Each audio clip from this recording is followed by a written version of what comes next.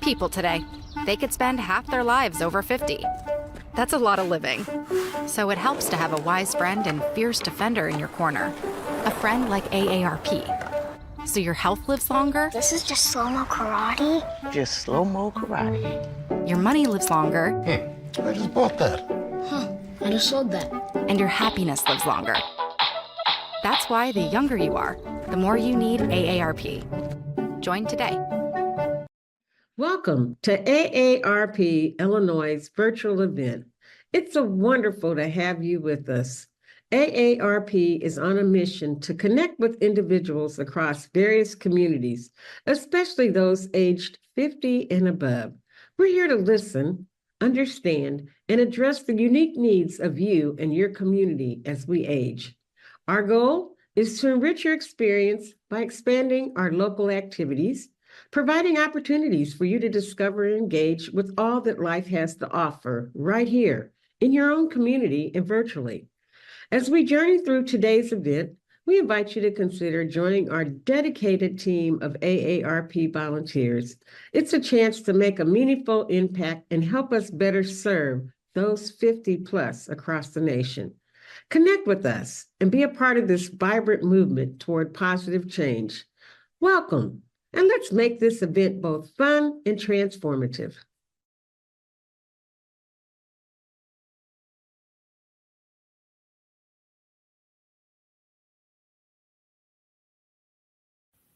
Hello, everyone. My name is Olivia Matongo, and I am with the Alzheimer's Association, Illinois chapter.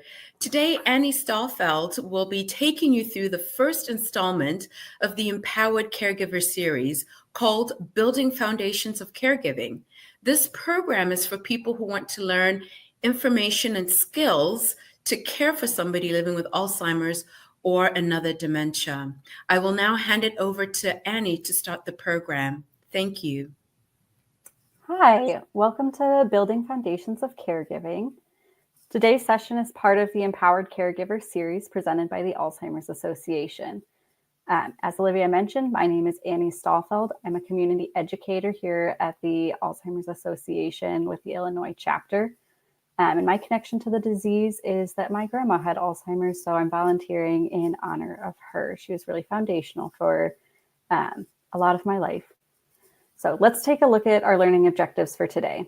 After this program, you'll be able to identify the role of caregivers, explain relationship changes that may happen over time while you are caregiving, describe the 5 areas of the person-centered care approach, identify possible members of a caregiving support team, and list action steps that help lower caregiver stress. Helping a family member or friend is something people often do without calling themselves a caregiver. But if you give your time to help a person living with dementia, you are a member of the person's care team. That means that you're a caregiver. You're not alone if you do not have any training to be a caregiver, and it's common to feel a little underprepared. The good news is there are ways that you can empower yourself to take control of your caregiving role and live well as a caregiver. With the right help and support, you can give good quality care while still taking care of your own well-being. This is really important because taking care of yourself can lead to a better experience for both you and the person living with dementia. So we'll start with a check your knowledge question. Is this true or false? Someone who helps a person living with dementia with everyday tasks like grocery shopping or managing doctor's appointments can be considered a caregiver. The answer is true. Caregivers help with activities of daily living, such as eating or getting dressed, and provide emotional support, but they can also take on tasks like managing the person's money, making doctor's appointments, and more. So what does the caregiver role involve? Some things caregivers may help with include transportation, buying or organizing medications, taking care of money, making meals, monitoring medical conditions, making medical appointments, talking with healthcare professionals, and helping with activities of daily living. This includes things like getting dressed, taking a bath or shower, eating, and using the toilet. So you're part of a large group of people in the United States caring for a person living with Alzheimer's or another dementia. Let's take a look. More than 11 million Americans provide unpaid care to the more than 6 million people living with Alzheimer's or other dementias. Family members, friends, or other unpaid caregivers provide the majority of the help to older adults in the U.S. family members can have different caregiver roles. Some may even help from far away. Although 64% of caregivers across all age groups say that caregiving is stressful, 92% say it is rewarding. And all caregivers have their own special challenges depending on their situations. However, there are also some common experiences caregivers share. By knowing what these are, you can feel more prepared for what's ahead. As the disease progresses, you may experience changes in roles and responsibilities, relationships with family and friends, and intimacy. You may find yourself taking on new roles as the person's cognitive abilities decline. They may no longer be able to do certain tasks. For example, they may have trouble putting away the dishes or folding the laundry. They may also have trouble with more serious responsibilities like paying bills, managing money, and legal matters. It's helpful to have honest conversations about the future and put plans in place soon after receiving the diagnosis. Always include the person living with dementia as part of the conversation whenever possible. This will help you understand what they want, and you will feel better prepared to take on new roles and more confident in making decisions for them when they're no longer able. Some social isolation is common among caregivers. You may find that you have less time for your family and friends. You may also find them pulling back a little. They may not want to spend time with you and the person living with Alzheimer's because they're afraid to do or say the wrong thing. They also might not understand that the disease is causing the person's behavior changes. Or they simply might not believe or accept that the person has the disease. So what can you do in these situations? First, you can reach out. Let them know that even though Alzheimer's has changed some parts of your life, you still value their friendship and support. Include the person living with the disease in these conversations whenever possible. And consider inviting a few friends or family members over, depending on how the person with Alzheimer's is feeling that day. You can also educate them about the disease. Let them know in advance of any physical or emotional changes they may notice in the person living with dementia. Offer them tips about the best way to communicate with the person. For example, in the early stage, you might say, "Mom is still able to share her feelings, needs, and desires, but she may need extra time to answer your questions." Or if the person is farther along in the disease, you could say, "Mom's ability to communicate is more limited, but she'd still like to be involved in conversations. You can ask her yes or no questions to include her." You could also give your guests ideas of activities they could do with the person during the visit. This can help them feel more prepared for the interaction. And as the disease progresses, you may not be able to have the same emotional or physical intimacy you once shared with the person living with dementia. You may feel a lot of sadness over these changes. Know that you're not being selfish if you have these feelings. It's typical for people living with Alzheimer's disease to have a change in their sexual drive. Depression, physical illness, and even some medications can cause a reduced interest in sex. It's also common for caregivers to lose sexual desire. This happens sometimes because caregiving can be physically and emotionally exhausting. It can also happen because your role has changed from being an intimate partner to a caregiver. Losing sexual desire can also come from the changes you see in the partner's personality due to the progression of the disease. Do not feel guilty if your sexual attraction to your partner changes. You can find new ways to connect and stay intimate with the person living with dementia as the disease progresses. Here are some ideas. Play the person's favorite music. Practice romantic, non-sexual touching, such as holding hands or hugging. Do an activity you both enjoy. Go for a walk together. Talk about your favorite memories or pray together. And next, let's hear from a caregiver as she explains how she stays connected with her father who's living with dementia.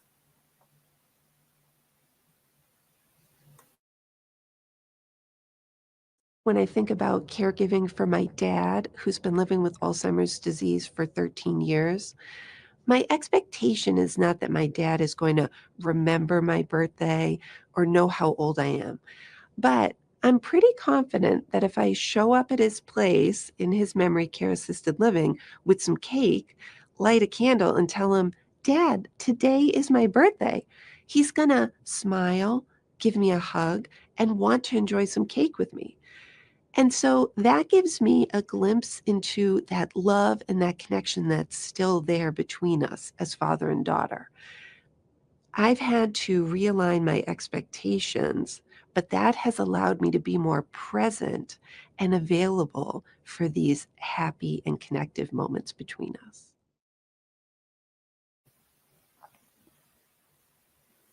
In this next section, we're going to discuss the person-centered approach to care. So what exactly is it? Person-centered care focuses on the individual first. Care is built around their specific needs. It involves using what you know about the person's likes, dislikes, interests, and abilities to give the best possible care. There are a number of benefits to using the person-centered care approach for both the person living with dementia and the caregiver. Benefits for the person living with the disease may include fewer dementia-related behaviors, which may lower the need for medication to treat these symptoms, less boredom and feelings of helplessness, lower levels of agitation, and an increase in happiness and sense of well-being. And here's how the person-centered approach can also help you as a caregiver. It can increase your confidence in how to address dementia-related communication and behavior changes, increase your satisfaction in being a caregiver, improve your relationship with the person living with the disease, and provide a better quality of life for you and the person in your care. Here are 5 strategies you can use to take a person-centered approach to caregiving. Use your knowledge of the person's likes, dislikes, and preferences. Connect in the moment. Help the person take part in meaningful activities. Focus on the relationship with the person, and create a supportive environment. So let's break each one down a little bit further. The first strategy is to use your knowledge of the person. An individual living with Alzheimer's is more than their diagnosis. They are a unique person living with a disease. As a family member or close friend, you probably know the person better than anyone. However, you may need to learn even more about them to provide the best possible care. Consider what makes the person unique. This can include their values, beliefs, interests, abilities, likes, and dislikes. Talk about these things or think about information they've shared in past conversations. Keep in mind that their hobbies or interests may change over time. And talk to others who are close to the individual living with dementia if you don't know the person well. The second strategy is to connect in the moment. Each day can bring new changes and opportunities for a person living with dementia. It's important to connect with the person in the moment. It can help you find out what they need so you can give them the right support. Here are a few things you can do to help you do this. Try to see the world through their eyes. This can help you understand their feelings. See and accept the individual's reality. It may be different from yours. And as the disease progresses, focus on feelings, not facts. Think about the person's emotions behind their words or actions. If a topic bothers or upsets them, switch to a different one. The third strategy is to help make activities meaningful. Every experience and interaction is a chance for you to connect with the person. This is true even as the disease progresses. Activities should have meaning and purpose for the person living with dementia. It doesn't necessarily have to have meaning and purpose for you. Take into account their abilities, interests, likes, and dislikes. Give the person choices. This can help them feel respected and successful. Know that the person can feel joy, comfort, and meaning even when dementia is advanced. And go with the flow. You do not need to plan every activity ahead of time. The fourth strategy is to focus on a supportive relationship. Person-centered care means putting the person before the task. It can be hard to manage all your caregiving responsibilities each day, but it's important to be flexible so you can support how the person is doing or feeling that day. Think about choice and flexibility instead of how much you can do in a day. Pay attention to what's happening with the person in a certain moment. Encourage independence. Do activities with them rather than for them. So next, let's hear from an Alzheimer's Association expert on celebrating small wins and how even a small activity is a chance to connect and a good use of your time. Caregiving can be difficult, but each day presents us with opportunities and challenges. So it's really important to celebrate those small wins, like providing just the right amount of support to have somebody successfully get dressed by themselves or brush their teeth or even set the table for dinner. Everything that happens throughout the day can be considered an activity. Little things like setting the table or going for a walk and talking about family, or even spontaneously dancing to some music are all things that happen throughout the day and time well spent. And lastly, the fifth strategy is to create a supportive environment. A supportive environment helps the person living with dementia be successful and independent for as long as possible. In order to create a supportive environment, talk with the person about what that looks like and feels like to them. Think about changes in the home that can increase safety, suggest activities they like, keep favorite items where the person can easily see them, create a calm and soothing atmosphere, and finally, take care of yourself. Don't be afraid to ask family and friends to help if you feel stressed or need a break. You cannot do a good job taking care of someone else if you do not take care of yourself. It's important for caregivers to pay attention to their own physical and emotional health. This can help you better handle the challenges of caring for someone living with dementia. For this reason, it's important to build a support team. A support team is a group of people who can help you with care responsibilities over the course of the disease. The team can help with many responsibilities. For example, they can manage medical appointments, provide transportation, and help with grocery shopping. We will explore this more by looking at the importance of having a support team, who you may want to include, and some tips to help you develop your team. So building a support team is really important, and asking for help is not a sign of weakness. In fact, when you have help, you can be a better caregiver. Some of the benefits of having a support team include getting more done each day, staying active in your own life and taking time to care for yourself, and having people to help lower your stress. They can step in when you feel there's too much to do or help if there's an emergency situation. I want to note here that it's important to have a plan for an emergency. Who can help? How will they help? This plan will give you and your support team confidence if an emergency does come up. So let's talk about who you should have on your team. Everyone's support team will be different. The team depends on the kinds of relationships and community in your life. Think about family, friends, neighbors, professionals, and others you trust and can rely on. Do not choose people who seem judgmental, critical, or blaming. Keep in mind the care team may change over time as the disease progresses. Your care team could include family members or close friends. They may live with you or near you or even far away. Neighbors or others who may help you with your daily duties, your general practitioner or the person's neurologist, counselor, or other specialist, volunteers from a local organization, members of a faith-based community or other community members who could help with meals or transportation, or members of online communities such as ALZ Connected and Alzheimer's Association social networking platform for people impacted by the disease. To get started in building your support team, think about what kind of help you need. Then talk with each of the people you'd like to have on your team. When you talk to them, be specific. Tell them exactly what help you need now and what you may need in the future. Try not to take it personally if someone isn't able to help you. And always be sure to show your appreciation and thank them. People will know you value them and will be more likely to help again in the future. So let's take a moment to reflect. I want everyone to think about 2 people you'd like to have on your support team and write down their names. Now think about what kinds of help you need from these people. This could include giving you emotional support, providing transportation, picking up medications, or helping with general care duties.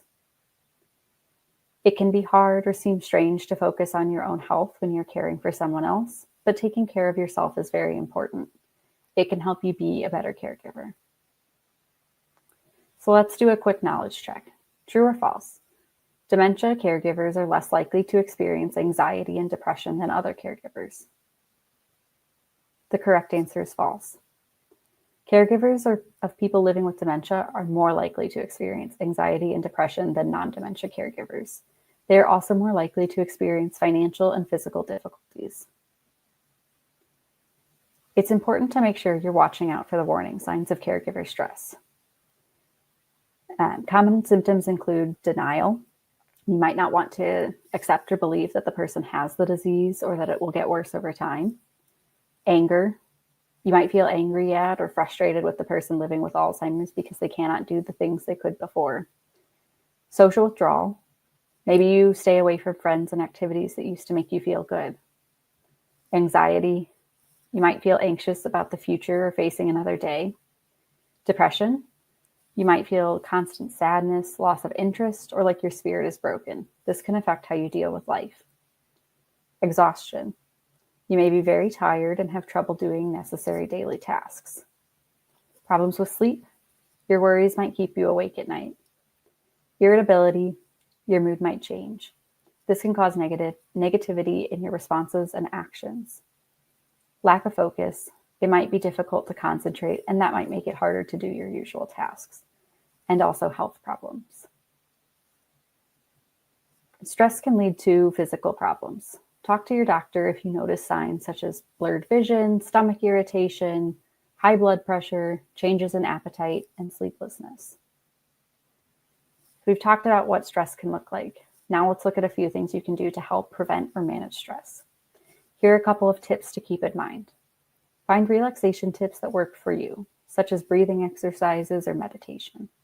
The Alzheimer's Association has some helpful ideas on its website. And pay attention to your symptoms. Talk about them with a doctor when you need to. Be realistic. Grieve the losses. Focus on enjoying the positive times when you have them and enjoy the good memories. Know that you're doing your best and the care that you give does make a difference. You may feel guilty that you can't do more, especially as the person's needs increase over time. You may not be able to promise how the person will get their care, but you can make sure they receive good care and are safe. And take care of your health. Visit your doctor at least once a year or more often if you need to. Be honest and open about your diet, exercise, and physical and mental health.